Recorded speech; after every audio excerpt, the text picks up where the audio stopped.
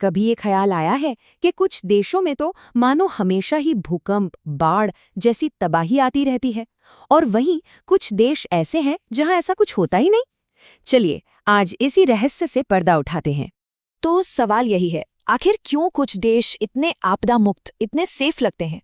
क्या ये बस उनकी किस्मत अच्छी है, या फिर इसके पीछे कोई गहरा विज्ञान, कोई लॉजिक छिपा है? तो चलिए इस बात की तह तक चलते हैं। हम देखेंगे कि ये सिर्फ किस्मत का खेल नहीं है। नहीं, इसके पीछे हैं ठोस वैज्ञानिक कारण जो ये तय करते हैं कि कौन सी जगह महफूज रहेगी और कहाँ खतरा मंडराता रहेगा। तो सबसे पहली और सबसे बुनियादी वजह है भूगोल और जलवायु। जी हाँ, किसी देश की सेफ्टी का ज्यादातर हिस्सा इस बात पर टिका है कि वो दुनिया के नक्शे पर है कहाँ। अच्छा, इसे समझने के लिए ना हमें टेक्टोनिक प्लेट्स को समझना होगा। सोचिए, ये हमारी पृथ्वी की ऊपरी परत के बहुत बड़े-बड़े टुकड़े हैं जो बहुत धीरे-धीरे खिसकते रहते हैं। और जहां भी ये प्लेट्स आपस में मिलती हैं या टकराती हैं, बस वही जगह भूकंप और ज्वालामुखी जैसी एक्टिविटीज के लिए हॉटस्पॉट बन जाती हैं। अब जरा इस तुलना को देखिए, ये बहुत दिलचस्प है। एक तरफ है जापान, जो एक दो नहीं बल्कि कई टेक्टोनिक प्लेटों के जंक्शन पर बैठा है। नतीजा, भूकंप का खतरा बहुत ज्यादा। और दूसरी तरफ है कतर, जो इन एक्टिव बाउंड्रीज से कोसों दूर है, इसलिए वहां भूकंप का नामो निशान तक नहीं होता। बिल्कुल इसी तरह क्लाइमेट जोन भी एक बहुत बड़ा रोल प्ले करते हैं, जैसे कि फिलीपींस। ये सीधे सीधे टाइफून बेल्ट में पड़ता है, मतलब हर साल भयानक तूफानों का सामना करना ही करना है। अब इसकी तुलना जर्मनी से करें, जो ट्रॉपिकल साइक्लोन वाले इलाकों से बहुत दूर है, तो जाहिर है वहां ऐसे तूफानों का खतरा लगभग जीरो है। तो पॉइंट ये है कि कुछ देश सिर्फ इसलिए सेफ हैं क्योंकि उनकी ज्योग्राफी ही उनका सुरक्षा कवच है। सोचिए, जहां बड़ी बड़ी नदियां नहीं वहां बाढ़ का खतरा कम, जहां ऊंचे ऊंचे पहाड़ नहीं वहां लैंडस्लाइड का डर कम। ये सब बस भूगोल का खेल है। लेकिन क्या कोई भी देश सच में डिजास्टर प्रूफ हो सकता है? क्या ये मुमकिन है? चलिए इस मिथक की हकीकत जानते हैं। न्यूजीलैंड का उदाहरण लेते हैं। पहली नज़र में तो एक शांत, खूबसूरत और एकदम सुरक्षित जन्नत जैसी जगह लगती है ना? पर क्या यही पूरी सच्चाई है?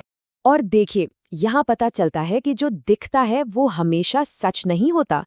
न्यूजीलैंड असल में पैसिफिक रिंग ऑफ फायर पर बसा है, और यहाँ हर साल लगभग 20,000 भूकंप के झटके आते हैं।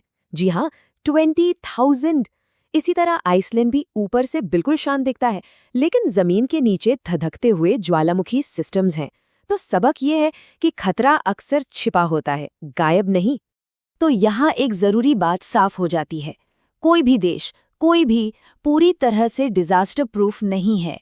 जिन देशों को हम सबसे सेफ मानते हैं ना, उन्हें भी हीट वेव्स, सूखे या बर्फीले तूफानों जैसी मुश्किलों का सामना करना ही पड़ता है। तो अब कहानी में एंट्री होती है इंसानों की। देखते हैं कि इंसान कैसे इस पूरी तस्वीर को बदल सकता है। क्योंकि देखिए, बात सिर्फ ज्योग्राफी की नहीं है, बात इंजीनियरिंग और सबसे बढ़कर तैयारी की भी है। इसके लिए नीदरलैंड से बेहतर उदाहरण हो ही नहीं सकता। सोचकर देखिए, इस देश का एक बहुत बड़ा हिस्सा समंदर के लेवल से भी नीचे है। अगर सिर्फ भूगोल के हिसाब से देखें तो इसे तो बाढ़ के लिए दुनिया की सबसे खतरनाक जगहों में से एक होना चाहिए था। लेकिन उन्होंने जो किया है वो कमाल है, और ये इस एक बात को बिल्कुल साफ कर देता है, असली खेल आपदाओं से बचने का है ही नहीं। असली खेल है उन्हें कितनी स्मार्टली, कितने अच्छे से मैनेज किया जाता है। और यही तैयारी, यही असली सुरक्षा कवच है। जापान में देखिए, इतने सख्त बिल्डिंग कोड्स हैं कि भूकंप से होने वाला नुकसान बहुत कम हो जाता है। और नीदरलैंड्स, वहाँ दुनिया के सबसे एडवांस्ड फ्लड कंट्रोल सिस्टम्स हैं, जो एक बहुत बड़ी तबाही को आने से पहले ही रोक देते हैं।